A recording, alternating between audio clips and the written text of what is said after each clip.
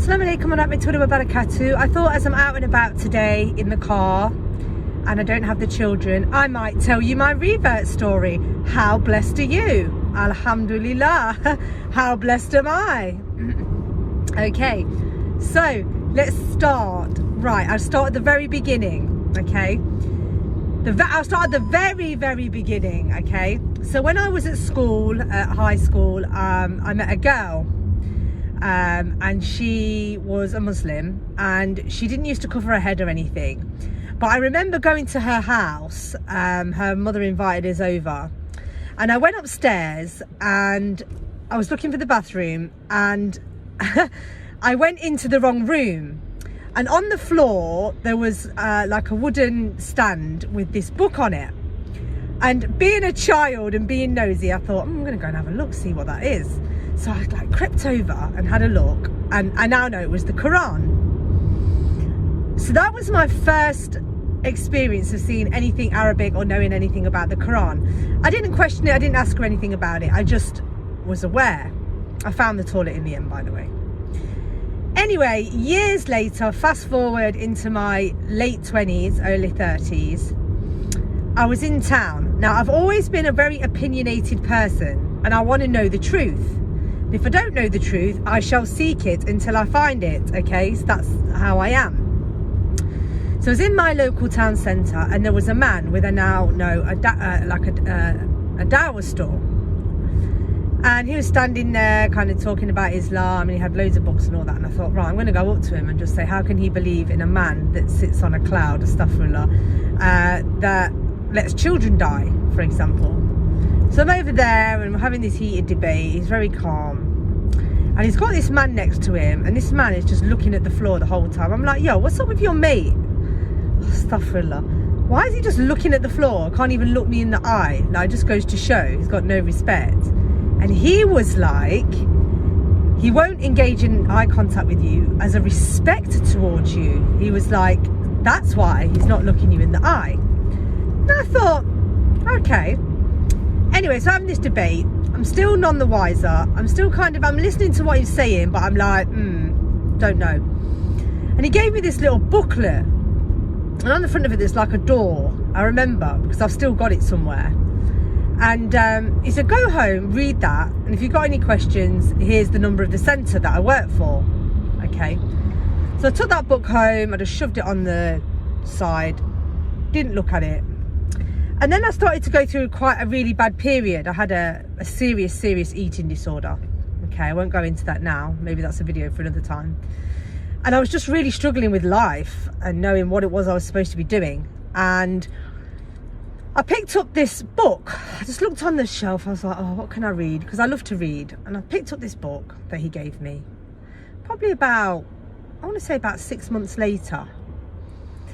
I thought, if I open this page on a book that I can, if I open a page in this book that I can relate to, I'll take it further.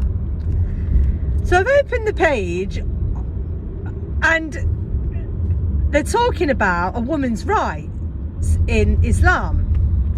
I was like, oh, okay, so women do get treated quite well. Not like what the media told me, not like what I perceived Islam to be. I thought, okay, that's interesting. And then I just started dobbing in and out a little bit. And I had a friend, he used to be a photographer, I worked with him because I worked in fashion for about 5 years. And he reverted to Islam. And I thought, oh my God, like, why is he reverted to Islam? It's such a weird thing, because he was like into fashion, into high fashion, you know, kind of like semi-naked photographs of women, you know, like, and then to become a Muslim and just become this really pious man all of a sudden, I was just like, okay, this is weird, like, what happened to this guy? So, okay, I contacted him because I still had his contact details, and I said, look, I'm kind of interested in Islam. Anyway, him and his beautiful wife came to my house, and they gave me some dawah, and I was still a little bit like, I don't know. Anyways, still doing bits of research. And I remember about 3 weeks after their visit, I went to bingo with my mum and dad. Oh no, it was just with my mum. We went to play bingo. And I needed one number for a full house. And if you get a full house, you win the prize money. And I was waiting for this number to come out, number 15. And I said to Allah, at the time, I was just like, if there's something, a creator, please let the next number that comes out be 15. I'm going to win 500 quid. Subhanallah, the next number that came out was number 15. Oh, subhanallah, I couldn't believe it. I was like, mashallah. And I was like, oh my gosh, there probably is a creator. What are the chances of that? Now, we don't know before we revert to Islam that a lot of our du'as are being answered, and Allah's giving us the signs, but we don't see them. And then me and my ex-husband moved to a different house. Obviously, we're both non-Muslim at this point. And me and a good friend of mine were having a debate in my front room. Now, my front door just comes straight into the living room. So we're having this debate about Islam and what it was, because I'd started reading a bit more about it and like what it meant and if it was real. And they were of the opinion that it really wasn't, that it was just some made up thing for us to comply and do what men said, okay? And in that very moment, somebody put a leaflet through my door onto the floor, which I picked up, and it said, what do you know about Islam? Visit my mosque day. And then it was like a series of mosques that you could visit to learn more about Islam. And I was like, what are the chances of that? That's not even possible, is it? Like, what the actual heck? So in that moment, I just knew that something was, okay, off. Then I started having these dreams, and one specific dream, which is very important.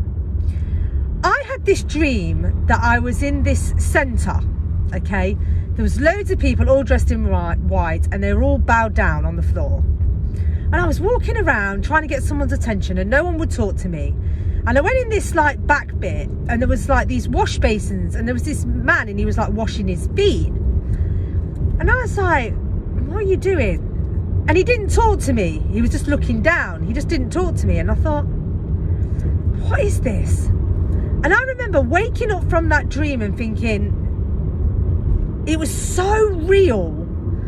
And I just remember thinking, that was like, I saw into my future. It was just, I know that they say like prophets had dreams and things, and that's how like revelations came to them. And I'm not saying I had a revelation, I'm not comparing myself to a prophet, but I think Allah just give you these things so that you can really see and that you can really try and understand. Anyway, time went on, I was researching, and I just couldn't get out of my head about that leaflet coming in the door. And I thought, you know what? I'm going to have a look online and see if I can find somewhere that's like an Islamic establishment where I can go and talk to someone more about Islam. So I've gone online and I found this place. I go in there, I meet the brother, we start talking. I say I'm thinking about becoming a Muslim. Oh, he was just overjoyed. He put me in contact with this sister, we started talking. Bit of time went on, before you know it, I'm taking my Shahada. Alhamdulillah, what a beautiful day, mashallah. So I took my Shahada. And then on reflection, I remember thinking, I've been in this place before. Wallahi, that was what I dreamt about. So the centre where I go and pray my Jummah and go to events and things like that, I dreamt about it. I dreamt about that place, and then I ended up there, and that's where I took my Shahada. So the people bowed down on the floor were obviously people offering salah. They were in white. Obviously the man with his foot in the basin he was doing wuzu. But I would have never have known any of this, like, you know, because I'm not a Muslim and I've never been around Muslims really, to be honest with you. I've known of Muslims, but I've never really known what it was or what the religion stood for. So it like came to me in this flashback, and I do have those things happen to me quite a lot. I think, I've been here before, or I know this, or I've seen this, and it's from my dreams. So I was like, alhamdulillah, okay, so it was meant to be. So Allah was guiding me, and I took my Shahada 4 years ago in February. When I first came to the deen, you know, like all Muslims, really interested, reading everything, and I went a bit overboard. A lot of the people that I used to know didn't like that I became a Muslim. They're very kind of like, yeah, let's watch the footy, like, you know, Britain's Britain and all that. And they gave me grief, and it was a really tough time that I went through turmoil. But there were a couple of people who were very supportive, very kind. Unfortunately, I did get attacked in my local shopping centre in the toilets. I was approached by 4 girls. I pulled off my hijab. It was just an awful time. I ended up kind of falling off the deen a bit then, because I was like, oh my God, is this what Islam is? You know, I've got a son. I don't want to walk around with a headscarf on and be treated like this. And that was a real test of my faith, for sure. That was a really testing time. But I did slowly come back to the deen. You know, I did start talking with more sisters. And it's been an up and down journey with the Islam and knowing the truth from falsehood. There were a lot of sisters that were like, oh, get married, you need to get married, you can't stay married to your husband. But actually that's a lie, because we can stay married to our non-Muslim husbands, and we have to give them time to come to the deen. Because the Prophet's daughter, sallallahu alayhi wasallam, there you go, I'm getting better. You've watched my other videos. You know that I was practicing that. His daughter married a non-Muslim, and then he came to the deen, but you know, she gave him time to come to the deen. I believe that's the story. Or there was something similar to that. So I gave him time. My ex-husband did come to the deen, but then we split up, unfortunately, afterwards, because it just wasn't right for whatever reason. So he is a Muslim, but he's not practicing. But alhamdulillah, he's a good man. So it was like a bit of a struggle after that to then come back to the deen, if you like, because I was a bit like, oh, I don't know if this is what I want. But I came back, I started to get with sisters who were not being cultural, were giving me the right advice, weren't forcing me into marriage, you know, and I did all right. And then I went through another period of about a year of just not practicing, because I was very depressed. I had lots of things going on, lots of issues. But then I came back to the deen again. And as you know, recently, if you watch my other videos, I just went through quite a messy divorce with my second husband, who was a Muslim. And I kind of fell off deen a little bit. But alhamdulillah, I'm back now, and that's all that matters, isn't it? You know, the fact that you come back, you make your intentions, you clean up your heart, you clean up your act, and here I am. SubhanAllah, I can't complain. So the journey of my Islam has been crazy, like, and I'm sure there'll be times where, you know, I struggle. But for the past year, off and on, I've been working with my niqab. I've been trying to wear it, and yeah, alhamdulillah, I'm doing much better with it, wearing it much more, feeling more comfortable in it.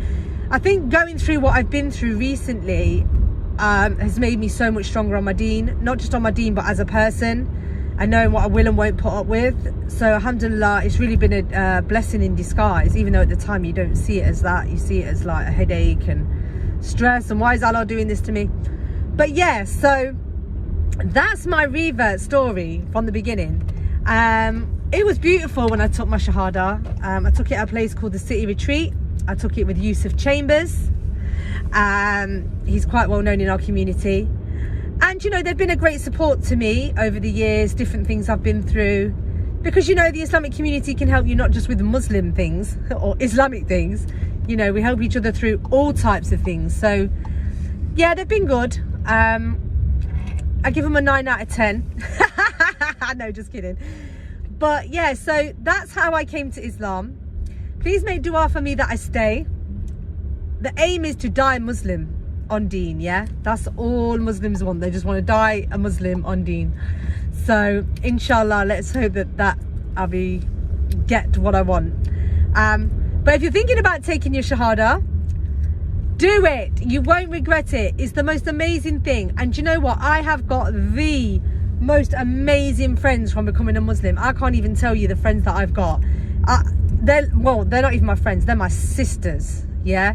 We do so much together. We have so many laughs. You know, it's not like you become a Muslim and get chained to the sink and can never go out or look at anyone or do anything. It's lies.